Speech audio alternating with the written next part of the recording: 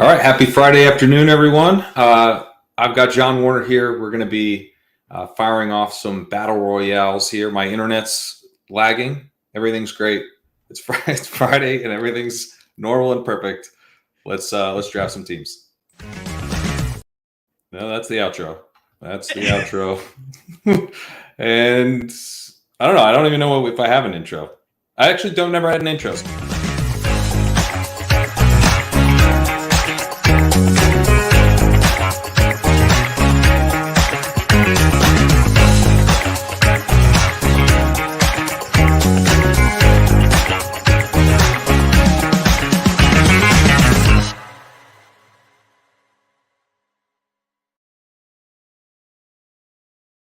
Hey, John. So I realized, I've never have done that. I've never done a cold open on this channel. I'm used to doing it on ship chasing, and I basically went to go find the ship chasing intro music, and it wasn't there. Well, at least freeze frame Fridays are a thing now, right? Like full fledged move across the country, and the internet stayed the exact same.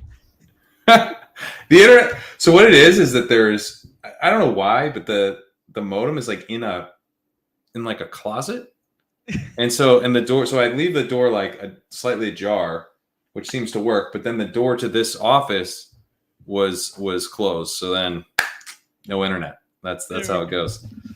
But so how many of these battle royales have you banged out this week? 55 after our previous stream. I think something like that. 55 so far. Yeah. Wow. Okay. What's the max on these? 150. 150 okay. for the main $10 contest, and then they introduced a new contest this week, which was a $5 one, but it was 25 max, which I thought was a really cool exercise. I really hope they stick with something like that going forward. But this main contest, 150, yeah. Okay, cool. Yeah, I've been trying to get more into these, at the walkthrough and everything. I have like a lot of takes on the games, but I come in on Friday. Like I can't really do these until Friday. And then I've always been like, I don't know what's going on. What's the lay of the land here? So I was excited to get you on and just kind of like help me understand what are these drafts been like, where a guy's been kind of moving, what's hard to do, what's easy to do. And then also I can kind of add in some of the stuff I'm thinking about for this particular weekend. Perfect. First things first, they drop on Monday night, basically right as Monday Night Football kicks. So they use a cash game style contest right before that to kind of set the ADP. So the first 1,000 drafts, or first 1,000 entries rather, then sets the ADP for the upcoming week. And then all of a sudden you use that for the contest drop, and then it obviously pivots and changes over the course of the week from there. But it's basically open until close. Last week closed on like Friday. So if you wanted to get in like the main BR, it actually only drafted from Monday to Friday. So by the time you rolled around with the walkthrough and whatnot, this thing was full, and they opened up a second mini one. Yeah. Okay. Well, then this one is like a third full. Yeah. So there's, God, my internet's terrible right now. I don't know how it's going to support this screen share. Let me close some tabs. Let me see if that helps. I mean, you know what I think it is, John, is that the walkthrough is so long that I had it open in a tab, and it's actually slowing down my computer. I think I read the first half of it, and then I listened to the other part of it while I was walking the dog, and the podcast version of it was like 2 hours and 30 something minutes. I was like, when did you turn into Gretsch? I was like, let me tell you something. It wasn't one take.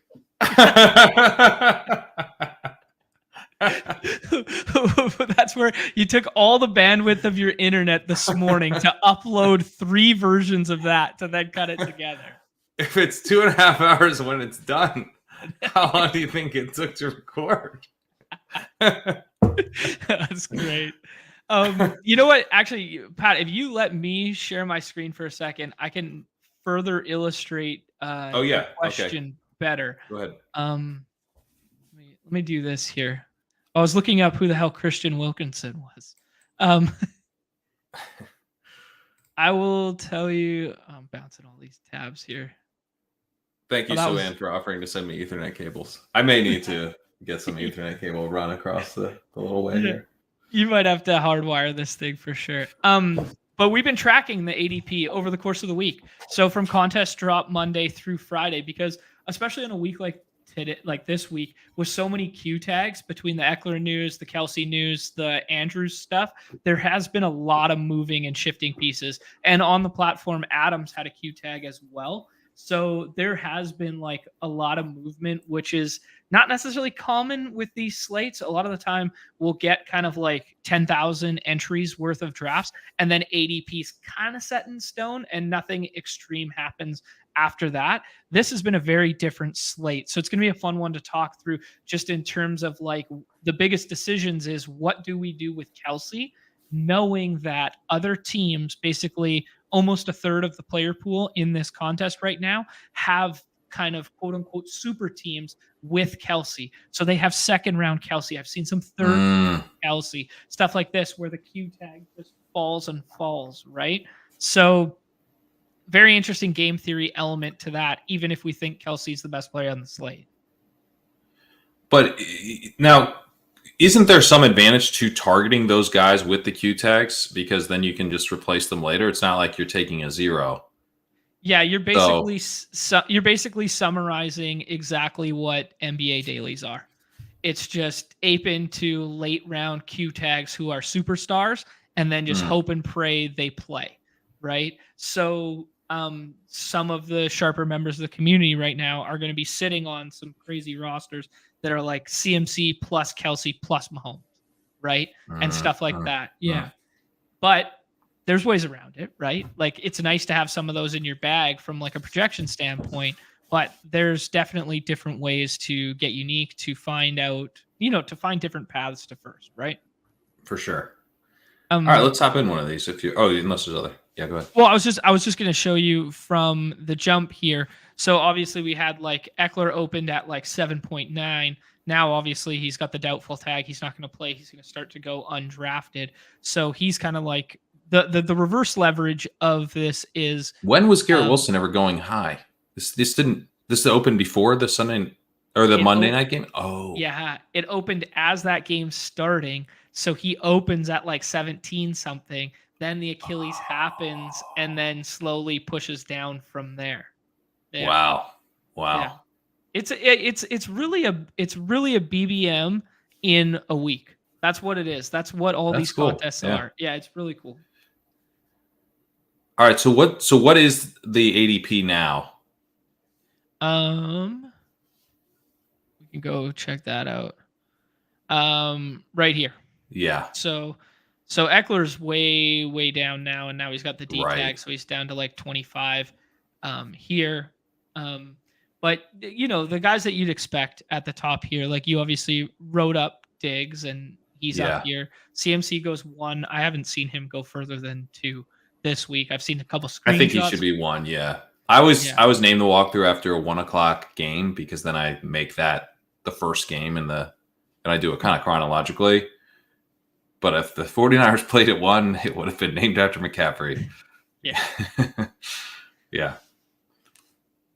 Do you want me to lead the drafts here then? Or are you going to try? No, I'll jump in on mine. Okay, sure. Yeah.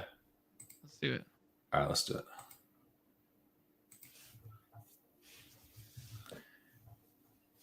Is this your first BR ever? No, I mean, I might be my first that I've drafted myself. I don't know. Yeah, it's definitely the first one I've led on a stream, for sure. Okay. I've done one with you. Oh, nice. We got the 101. Guys keep running good, eh? I mean, this fucking Liam Murphy guy over here, like, he's just like, no, the Bills are going to play Kincaid all the time because I said so. And then he ends up being right. Guy's son runs better than anyone. Well, here, let's look through the positions now because we kind of know we're going to take CMC here. And then we can kind of bounce some takes off one another because I'm really curious what you think. So for me on this slate, I've taken a way more exploitative stance than I ever have in a BR because of what Travis Kelce's price was. I thought he should be, the 103 all week, right? So I just clicked his name almost every single time, and I have, 40 something percent Kelce. Outside of Kelce, I was clicking Chase over everybody other than CMC. And then I think at about pick 15, 16, the Devontae Adams, where his ADP is right now, I think it's just like flat wrong. After that, I think you can make a case for anything and everything. So I'm curious to see if you feel similarly when looking at it. Yeah, that'll be interesting. Where was that? Yeah, Adams is low. Mm-hmm. Yeah, he jumps out as a very good pick to me. I'm actually a little surprised Ridley's not higher. Like I would be taking Ridley over Amon-Ra. Okay. Amon-Ra started ahead of Diggs and Chase. Wow. Yeah, so Amon-Ra was the 102 for the majority of the week. I mean, Amon-Ra's a great pick, but like Ridley, just in that game environment, especially if you were able to build out the Chiefs stuff, which I guess isn't doable anymore. Mm-hmm. Although, is that happening? I mean, if you could get like a Ridley Kelce story, we were one pick away from someone being able to go Ridley Kelce. Yeah, I think it's probably the ship sailed on you being able to get Ridley, Kelce, and Mahomes, but I think you can still probably get Kelce and Ridley. God, Ridley, Kelce, Mahomes teams are going to be deadly. Yeah. Oh man.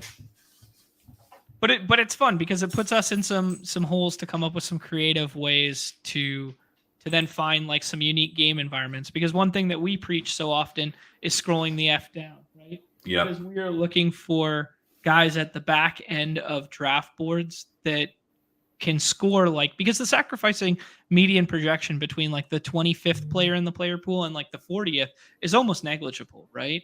Yeah. So I like Adams a lot here. Correlates. Likewise. No, it doesn't correlate. We got McCaffrey. Never mind. What else jumps out to you here? The Pollard one I'm mixed on right now. Obviously, it's not a good defensive matchup, but you can't deny the fact that they're 9-point favorites at home, right? So Pollard's been a click for me, and then you can kind of do whatever else after. I actually really like Mark Andrews here or Josh Jacobs and doubling down on that. I like Andrews a lot. Mm-hmm. Let's do him. The other guy, Keenan, kind of jumps out. I like him a lot this week. Then you'll kind of be happy to know that my third highest owned player is Mike Williams right now, because I'm attacking that game through the air and just being like, Titans are a pass funnel, and Titans are a pass funnel. Yeah, that's the take for me too. No, go ahead. Well, I think maybe not in this. It's probably more of a DFS thing. But I was going to say if Hopkins is out, then I actually think Chigakonkwo is pretty interesting. But that's so funny. Numi just said that on the other one. He said, I think this is a sneaky spot for Chig after because we just got the DNP for Friday for Hopkins, right? So that's 3 straight. Yeah.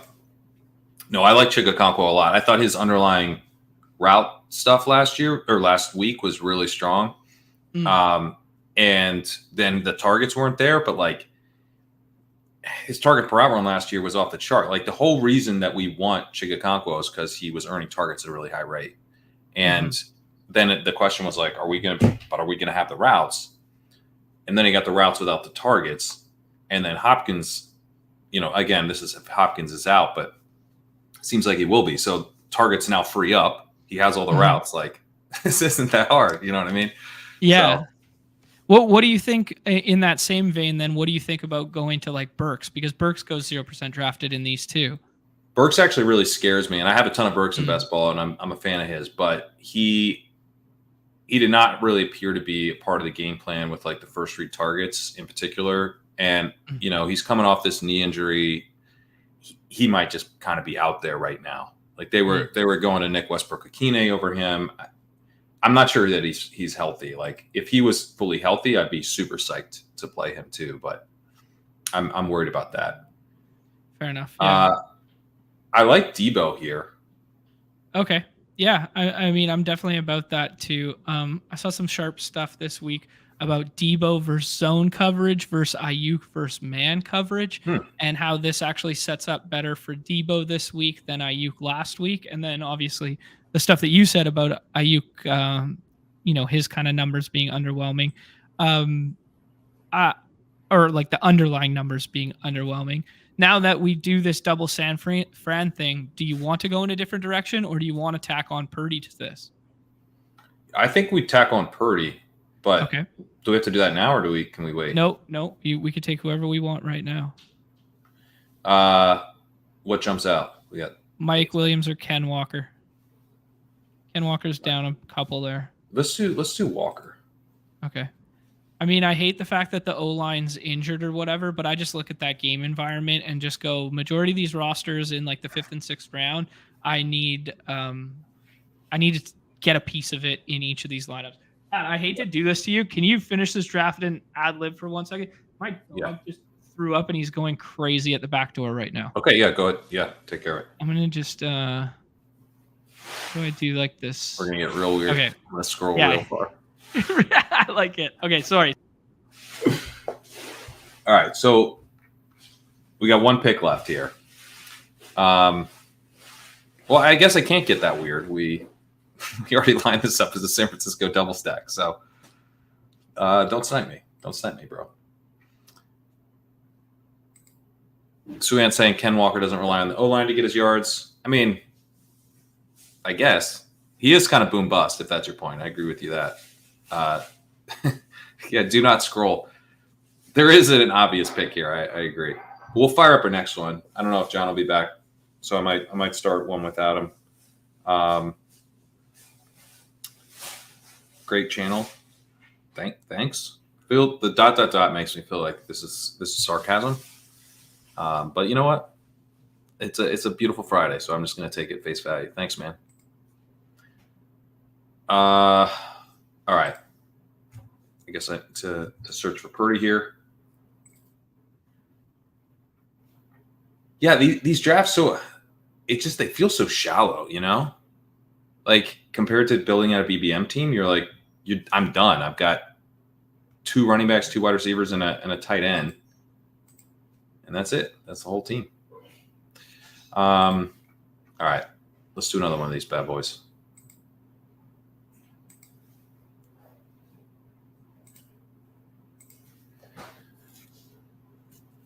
Yeah, we got 1 spot left if you want to hop in.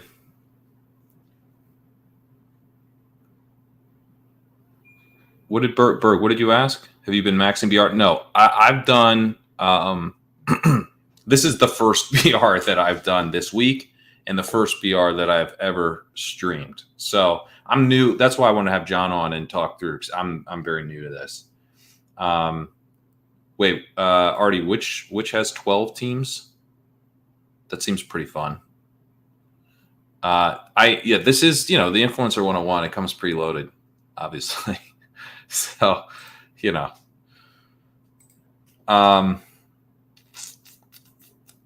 first NFL game that I went to, I don't know. I used to go to a lot of Virginia Tech games. It's probably an Eagles game. I saw an Eagles Commanders game, or Washington game. That might have been it. I remember the Eagles like booing Nick Foles and Andy Reid at the very end of that tenure. That was a fun one. I was there for that. Oh, I'm on the clock. Christian McCaffrey, come on down. All right. All right, Chipsy's got me. Thanks, man. Favorite non-football hobby? For a long time, it was guitar, music. I played in a band in college. We were like a cover band. We played at the local bars in college, which was a pretty good gig. It's like it's not like I wasn't like in a frat or anything. I didn't like have anything kind of like didn't play a sport, or like I would mess around, but I wasn't on a team is my point. And so that was kind of like the thing. Like there was 4 of us in the band, and we'd go play Thursday nights at the bar. That was my junior and senior year. And, we'd had a group of people come out pretty regularly. It was a lot of fun. All right. I guess this is a kind of a piss boy draft here. No running backs. I feel like I kind of boxed myself out here with this McCaffrey pick. Not going to get any receivers. What is the actual? See, I really am new to this. Like, what is the? It's one. Okay, so it's 2 wide receivers, 1 running back, and 1 flex. Got it. I don't love the Saquon ADP. That one jumps out to me as one that I'm not really that into. Bijan seems fine. Allen actually seems cheap, to be honest. I think I would be Allen over Mahomes this week, especially with everything John was saying about all these super teams. I would just be trying to get Allen.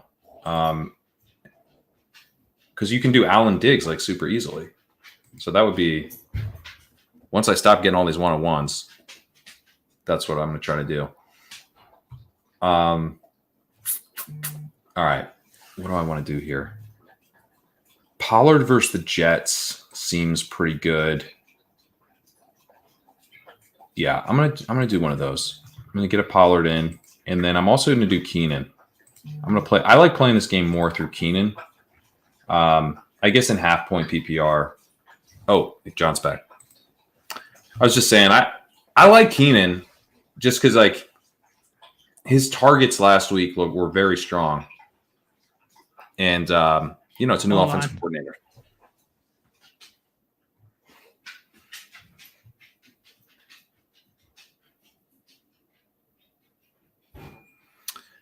Someone in the chat. Here we go. Okay, you're back. Okay, good. Hey, everything sorted out? There we go. Yeah, sorry.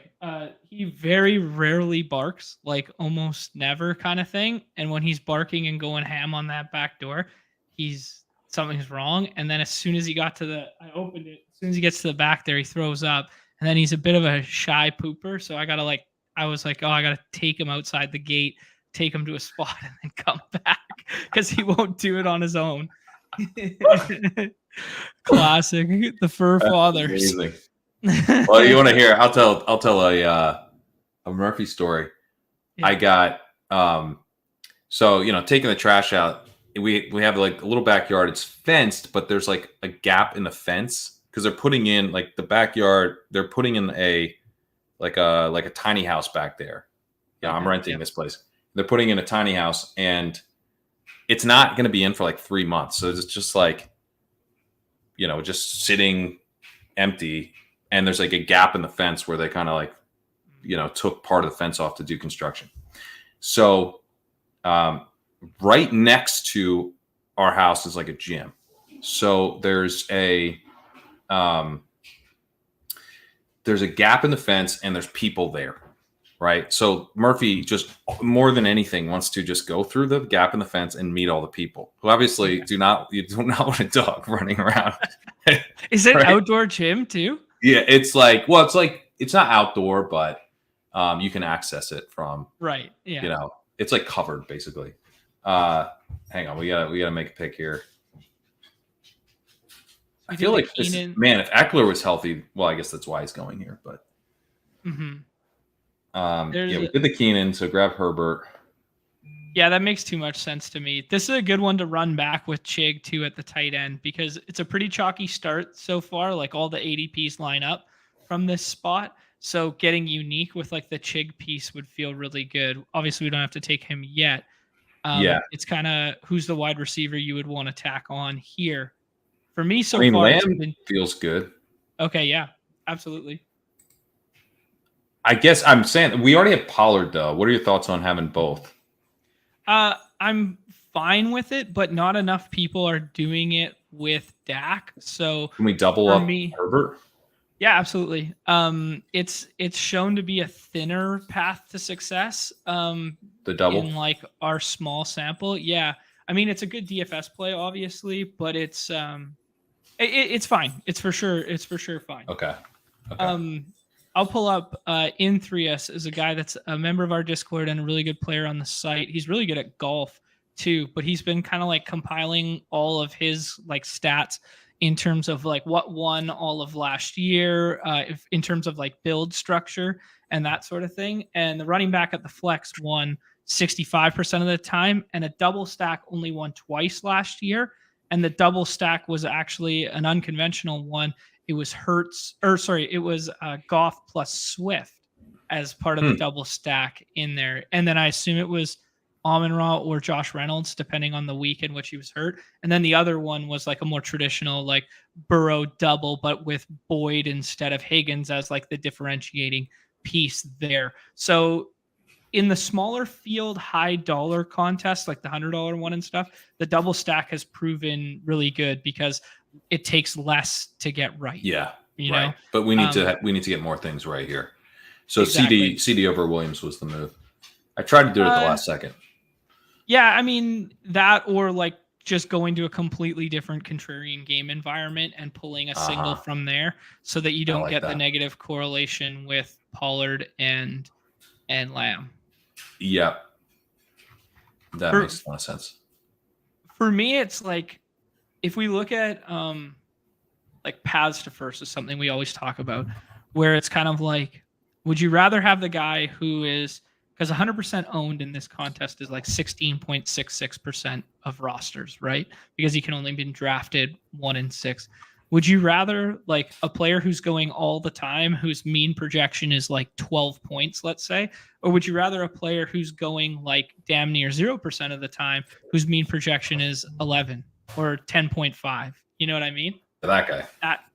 Yeah, exactly. So that's really where we get to mentally when it comes to like the 5th and 6th round in these contests. All right. Dude, they go so quick, so I don't even I don't even think it's like time to get weird, because I'm like, oh, it's the 5th round. It's only the 5th. Yeah. Yeah. All right, well, let me finish the story, because it's a nice little moment. So anyway, so I go out and I throw out the trash, because I also have to go out through this gap to get to the trash can. So I throw out the trash. Murphy's staying. He's being nice. But then someone introduced himself, like, oh, hey, no. Da-da-da. So then Murphy kind of tried to poke through. So then I let him out, and I've had him by the collar, and he's meeting everybody. Right now, he's so fucking psyched to be meeting everybody. He's been trying to meet all these people for every day since we've been here. So then before I threw out the trash, there had been a little bit of pizza crust. Now this dog is obsessed with bread. I've never seen a dog. He did meat. Who would want meat? Bread. This dog wants bread. So I just ripped a little piece of the pizza crust off. So after he meets everybody, we come back through the fence, and I tell him to sit, and then I give him the pizza crust, which he had no idea that I had. And he just he just started freaking out. He started running. He ate the pizza crust, started running around the backyard, just so fucking psyched. And then he came back in the house. He's doing circles around everything. I've never seen him happier in his whole life. The greatest day ever. Bread and strangers at the gym. Strangers and bread. Yeah. Oh, that's great. He'd make for a great bird.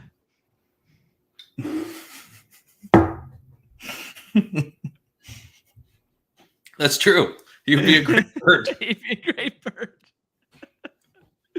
Oh, man. God, what's going on, dude?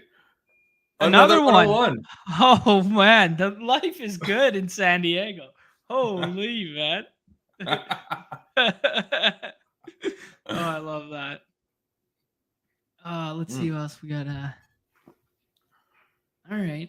Well, let's think of some ways to get weird with this one, because for me at this point in time in the week, I'm really scrolling down and trying to think of some different ways, because I'm seeing the elite quarterbacks go over and over again. And I know the Josh Allen spot is a smash spot. I know we love the game environment of the KC and Jacksonville, but where's another spot we might be able to get to? Where's another, kind of, I flirted with the Anthony Richardson.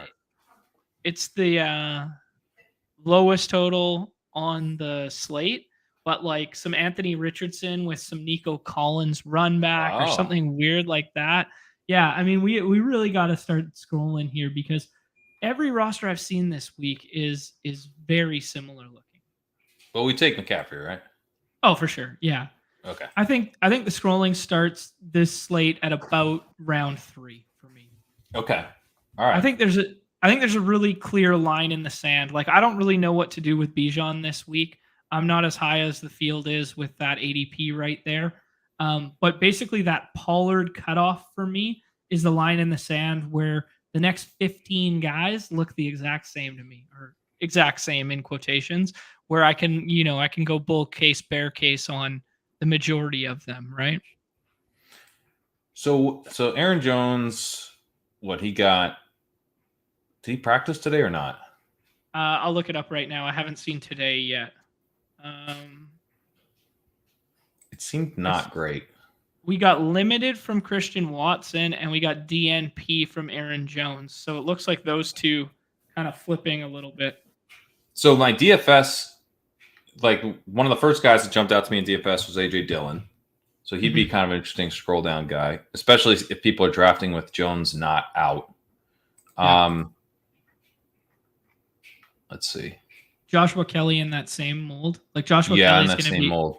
He's going to be chalk on other sites. He's going to be really underdrafted on this site. Yep. I don't love the matchup for him, which concerns me, but if he's going to go completely undrafted here, that's pretty easy. Yeah, you just think like we alluded to earlier, pass funnel plus formidable run front. Yeah, but maybe they use him a little bit like Eckler with Eckler out, and then he's kind of smash. Yeah, all of a sudden he gets 7 targets, and it's like, whoa, this guy was for free in the 6th round over and over again.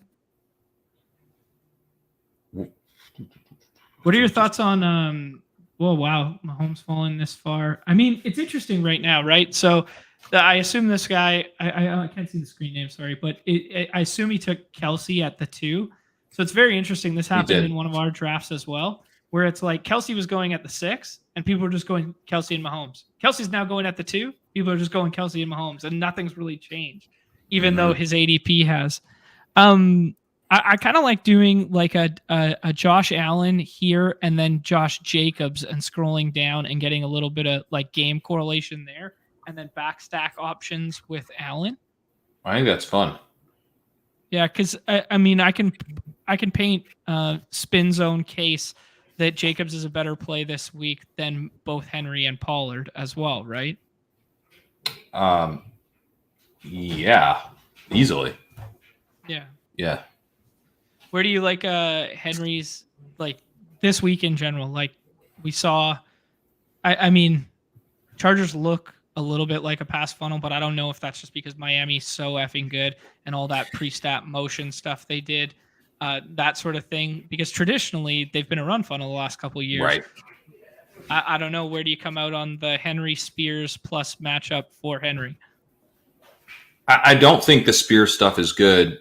You know, I know it's not as bad as like he's going to get fewer snaps than Spears again this week. Like I don't expect that, but I do think that it limits his path in a meaningful way. Henry's not been as efficient as a rusher for 2 years, and he's old.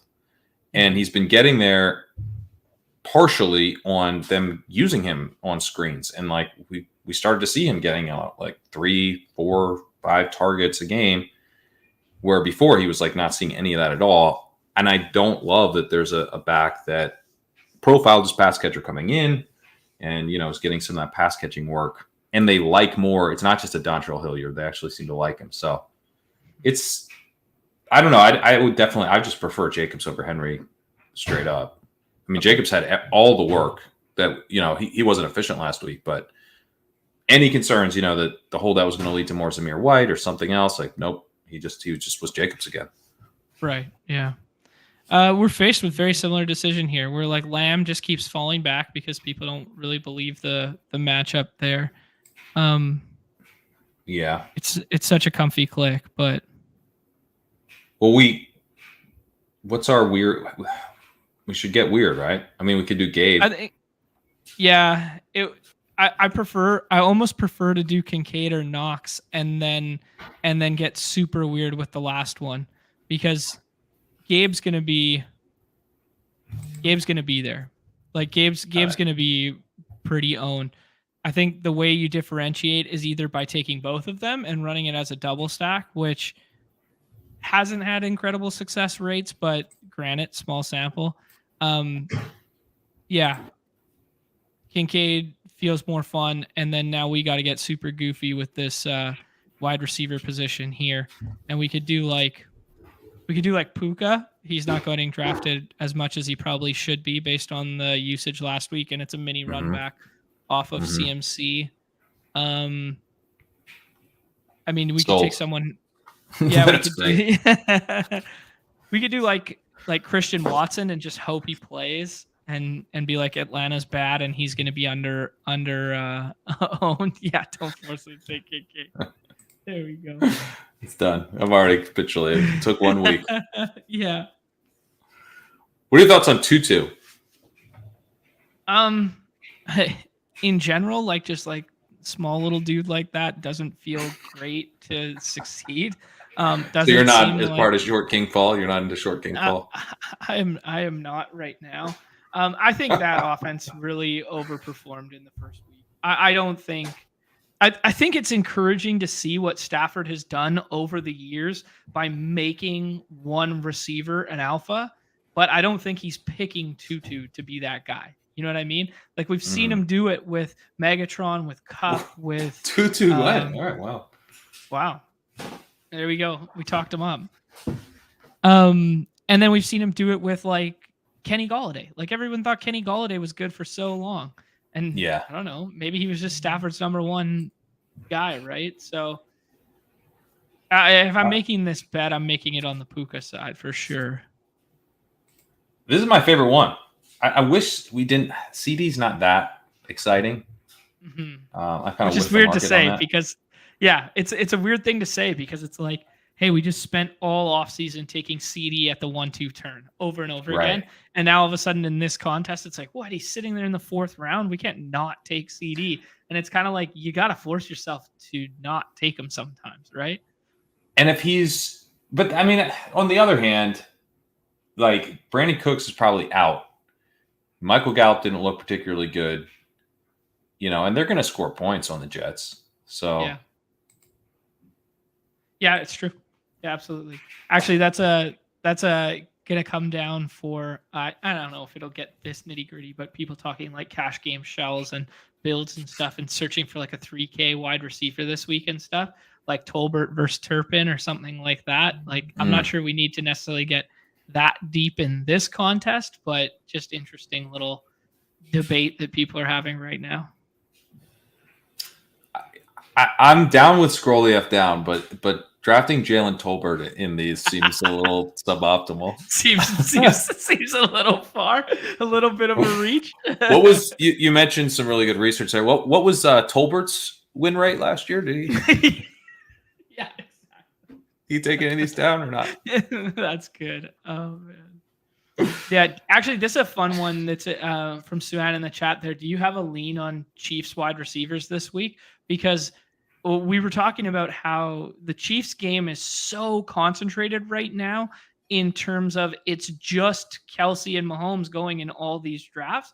Nobody's taking anyone else from the Chiefs, despite highest total on the slate, blah, blah, blah. Like nobody's making a concerted effort to play whack-a-mole at wide receiver or to take even the running backs, right? So maybe an interesting way to get unique is for us to do something like that with Mahomes. I think it would be Tony. You just pray he runs more routes. It's because like Tony gets targeted a lot when he's out there. I know he mostly just like bats the ball into the air for pick sixes, but he does get targets, and targets are what we want. So I think it would be Tony. More like the thing with Moore is like the argument for him is that he ran more routes, but he wasn't even a full-time player. His route rate was still like a part-time. I think it was like 64% or something, which is actually pretty bad. It's just like way better than Tony's. And then he also has had trouble getting targets. So I think we should take Ridley. Sure. Thoughts? Yeah, let's do it. Yeah. You like Ridley more than Amon-Ra this week then, huh? I do. Yeah. Yeah. Is that game environment? Is that talent? Is It's that It's game environment. Yeah, it's ultimately just game environment. okay? Then we could set ourselves up for something Lawrence related. Or if Mahomes falls here, we can run this game through Mahomes and somebody who's Let's do Mahomes. not named Kelsey. Yeah. Let's do It's Mahomes. definitely This gonna is Kelsey's gonna fail. Okay, all the your early Kelsey stuff. Congratulations, you drafted on Monday, but it's not gonna work. We're gonna get Mahomes. It's flowing through someone else. well, Pat, for my sake, I hope that's not true because I got a whole shit ton of Kelsey right now. I was really leaning into those Q tags early of the Kelsey Andrews and then just pairing it all with Chase. Basically, I love Chase this week. Chase is Well, Andrews doesn't seem like, was he much cheaper before? no, he was just kind of like where he's at, and now people are pushing him up to like we just see him go at 10 Okay. here. His ADP hasn't adjusted yet. Nice. Actually, I can we've been tracking ADP over the week. Oh, actually, I showed that earlier there. I can actually look it up as we speak here. I got a question for you with that game though. If we like that game environment, Andrew started at 25 and he's made his way to 21, and he actually dipped in the middle a little bit. So he's up like almost 3.5 spots, but I mean that's not where he would be without the Q tag. If you just ranked this slate out right now, I mean Kelsey is at the 3 and Andrews is at the 8, 10, something in that range probably on normal parameters. It feels right. Who do you like as a Jags second pass catcher? Or even just second option? Not that we're going to do it on this team, just in general. I think probably Zay Jones or Evan Ingram. I'm not really into. I mean, the second option would be ETN of the non-pass catchers. I think ETN. I believe he had the highest route participation of all running backs last week. Like a lot of the concerns were overblown there. Okay. Jacobs thoughts again? on what we do here? Yeah. Oh yeah, that's a good one. I just keep clicking Jacobs over everyone. Like he was in everybody's positive regression model this week. He scored under the expected amount of points. I just we saw what Brees did versus Buffalo last week. What about Gibbs? We kind of faded Amon-Ra with the Ridley pick. It's because it's good. It flows through Gibbs. They unleash him this week. Sure. I'm about it. We did a weird one on the stream with Pete there where we did Gibbs plus Walker. And we were like, hey, this game gets pounded through the Seattle side early. Walker scores twice, and then they play catch up with Gibbs being the pass catching guy, and he finds his way to like 6-7 receptions. Yeah, I could see them leaning on him a little bit more. I mean, he had 27% snap share in the opener. That's not ideal. Well, I mean, he looked beautiful on a couple of those runs. He looked so good. Yeah, and he would have scored the touchdown if he doesn't fall down on the outside zone run where he came across from shotgun there. I don't know. Okay, actually, I got a question for you here because when I was reading your stuff and I was listening to people talk all week here, the Lions, I don't think David Montgomery's going away, and I think it's for a different reason than everybody else was saying. I think it's because Jared Goff plays under center so damn much. And like he's a play action guy. And right. I think that's the bear case on Gibbs, not like talent or anything like that. Do you see any merit in that take? Yeah, I mean that makes sense to me. I think the traditional running back role is like really important there in general. I think they're like this pick is a bust unless Seattle comes to play because I think the Lions are happy to run the ball, but they just don't cower from shootouts. Like they're not the Falcons. They're not like they're willing to take to the air if they need to take to the air to win, but that's not how they want to play. So we need the Seahawks to push back.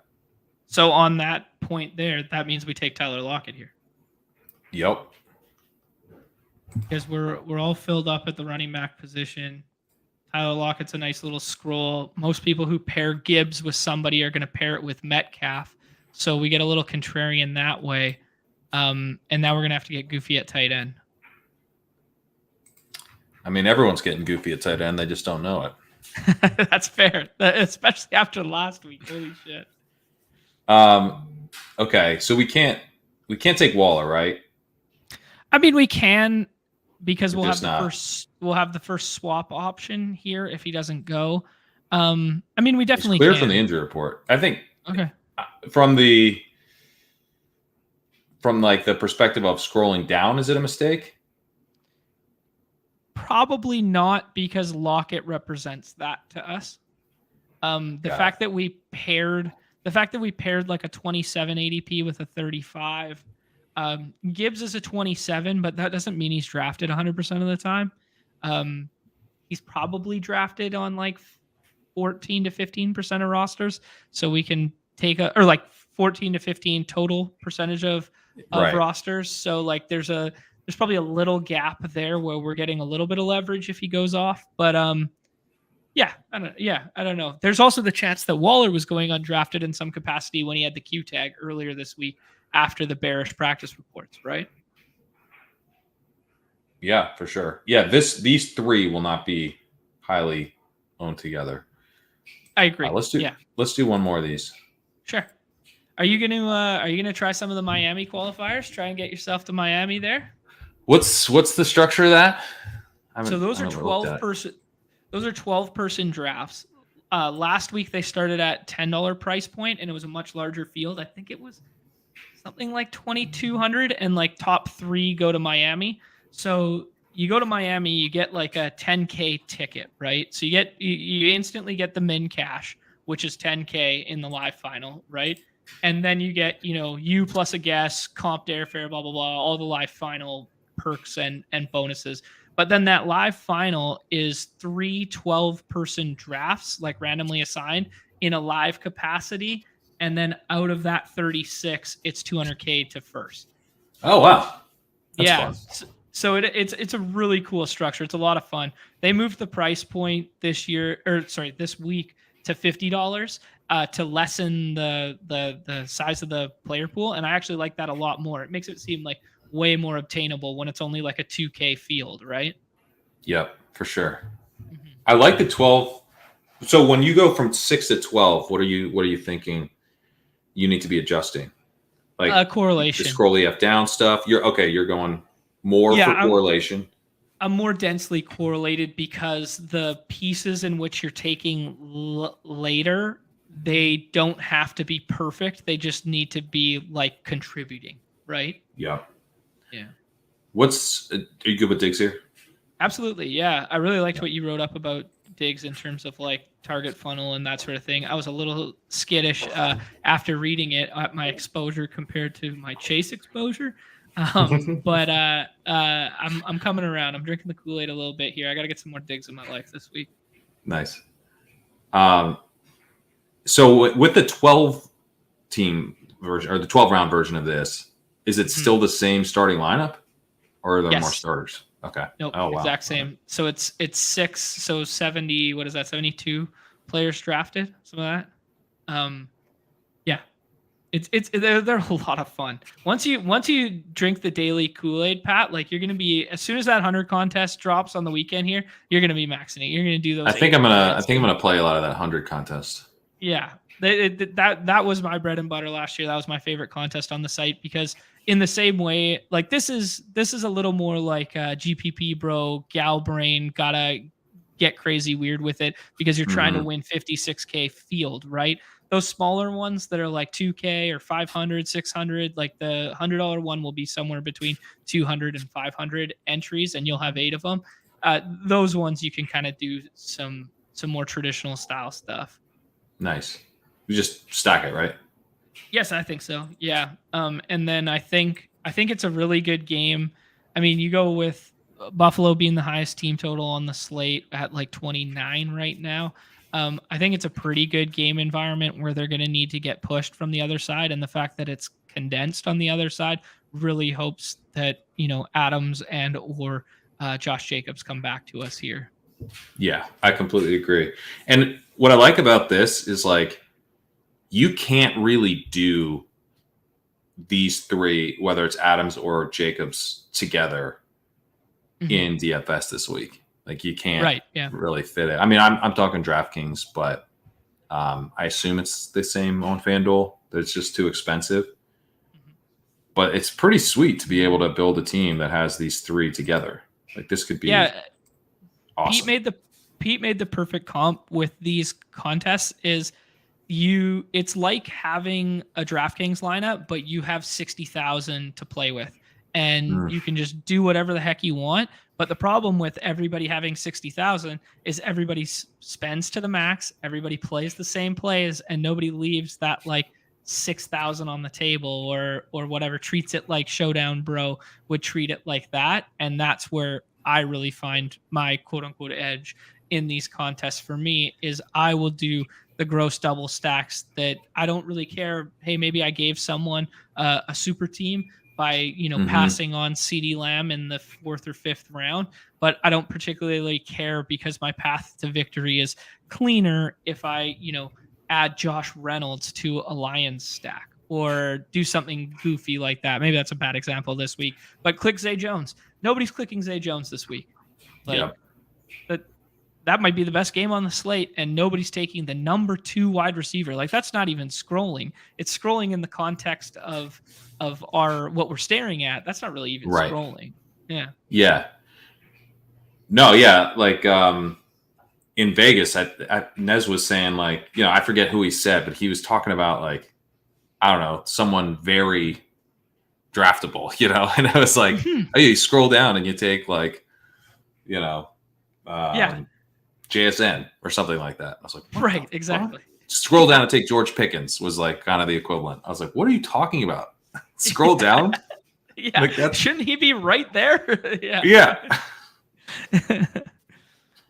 um this will be a fun decision for us because we can do a whole bunch of ways here. Dang. I was really hoping the Metcalf was going to come. That was We fun, could yeah. get off that other game environment. I'm really buying into the T Higgins you should stuff Okay. this week. I was gonna Um, float him, so let's do that.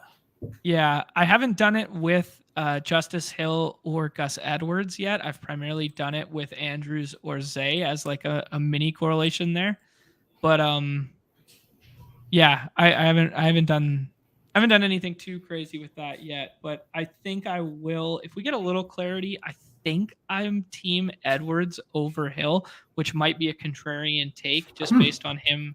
Yeah, just based on him getting the goal line work last week, like Justice Hill getting the goal line work last week. I think that would make that take somewhat contrarian, but yeah, I don't know. I think I'm kind of about that. Okay. I mean, that feels a little thin to me with like how much. Oh, yeah, I'm not suggesting it here. No, no, no. Yeah. Okay. Okay. Yeah. Um. I'm just thinking through some concepts. Um, Walker stands out to me. Mixon feels bad pairing with Higgins. I know. I was actually a little disappointed we took Higgins because I was like Mixon. It's kind of feels like a smash, even though I don't really Yeah. like Mixon that much. Um. What jumps Walker. out? We could do Zay. Okay. Yeah. Sure. Flowers bring back. Do you think the usage is for Oh, real, can we? even if Andrew's They're gonna let back? us do this? Oh yeah, Yep. it's our flex. Yep. No, I think Andrews being back probably hurts him. But hey, man, maybe Andrews is 100%. You gotta think outside the box in these. Yeah, down straight you do. I like that. They gave him some like real gadgety design targets, and I think it does feel a little bit like Andrews is out. What do we do? Kind of stuff, and that's bad. But at the same time, he had like a ridiculous target rate in his first game. It's quite bullish. Like if you just zoom out a little bit, you're like, you can kind of nitpick. It's so nitpicky. Like it's so easy to nitpick, especially with Andrews coming back. But like the bigger picture, first round pick gets targeted heavily in his first game. It's pretty good. Yeah, absolutely. Yeah. I mean, they had a first-round pick in Marquise Brown at the wide receiver position. What was it, 3 years ago? They didn't do this. They did not do this with him. I mean, granted, different coaching staff and whatnot, or different OC rather. But yeah, it's a reason to be bullish for sure. All right, we're gonna have to get funky here at tight end. I mean, the Zay Flowers one makes us a little funky, but Zay Flowers tethered to Higgins will be a little more common than just Zay Flowers on his own. Who's a tight end you like here? I mean, Laporta gives us access to the other game environment, but it's not a big scroll. Is Ferguson enough of a scroll? Absolutely. Right. I like Ferguson a lot. He didn't have the route participation was lower than I was hoping, but his target numbers were phenomenal. And Cooks is out, or likely out. So, good shout. Right? Like maybe they run more 12. Maybe they just make sure he's out there more because they lost a playmaker.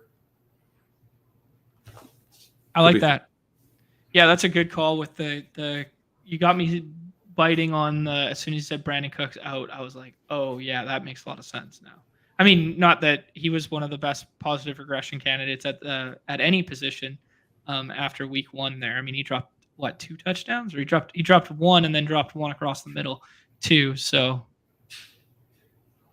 that's a good shout. I got to start mixing in a little Ferguson here. I mean, there's no reason he can't be. Glad you like that one. He can't. There's no reason he can't be what Dalton Schultz was for this offense, right? And then you go 9-point favorites at home. Why doesn't the touchdown go to him instead of one of the other 2 guys that get drafted every single draft? Honestly, it's just the routes. They don't seem to trust him fully yet with running, or maybe they just. I didn't dive into it enough to know if he's not running enough in 11.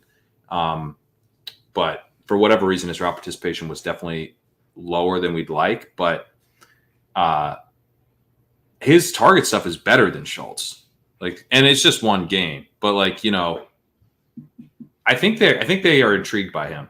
And so, we just need him to be out there more, which now there would be a reason for that to happen. All right, John, thank you so much for joining me here. This was awesome. And I'm gonna draft some more of these. I like this. I sure hope so. I mean, they're a lot of fun. And yeah, and before I bounce, sorry I had to cut out in the middle there. That was Tucker's bad, not mine. Nah, that's fine. But yeah, we're going to be pumping content for this stuff all the time on the Underdog Daily channel. So Underdog Daily channel on Mondays and Wednesdays at 5 p.m. Eastern.